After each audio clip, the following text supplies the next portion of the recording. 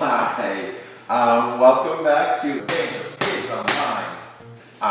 As you know, I am Dr. Persnickety, and this is David. That is correct. This is David. Hello. So today we are going to do another science experiment. Ooh. It's not spooky. It's not like it's Halloween or something. It's just a really creepy science experiment. Anyway, get back in here. Right there. Thank you. Today's lesson is called Flee from Sin. Now, how do we do that? What does that have to do with our lives? Currently he's fleeing from you guys. So, wow, he must have really done something to scare him. Okay, so today our experiment involves a plate of water, some pepper, and some dish soap. So, here's what we're going to do. Right here in front of us, we have a plate of water, and we're just going to put some pepper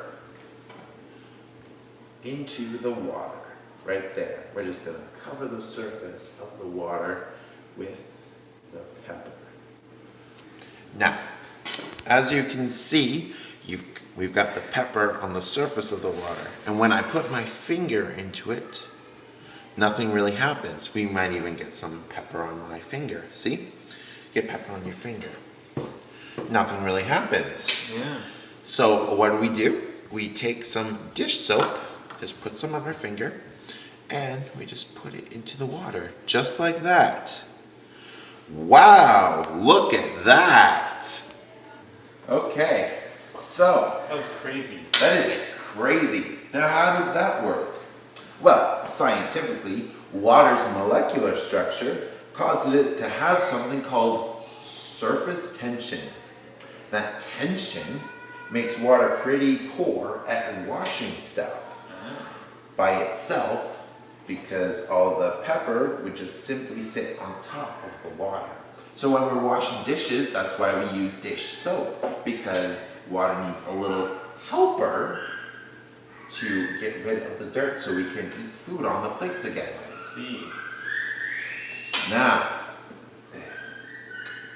however, when you add the soap, it removes the dirt and the pepper. Now, Scripture, as you might know, talks similarly about sin in our lives. Really? Really? When we try to remove the sin in our lives by ourselves, whether we steal obsessively or lie constantly, or we suffer from serious addictions, when we try to remove those from our lives by ourselves, it doesn't go over very well, does it? No. We can't really do that on our own. So, like the water needs help to get rid of the dirt on the plate, we need help to get rid of the sin in our lives. And where do we go for help? Where do we go for help indeed? We get our help from God. Really? Huh. Yeah. If we work hard, we might be able to do a little ourselves, but we definitely need God to help us with the rest. So, God is like the dish soap in this experiment. Although He is not dish soap, we cannot just wash Him. He washes our sins away. And He has. He continues to do that every single day.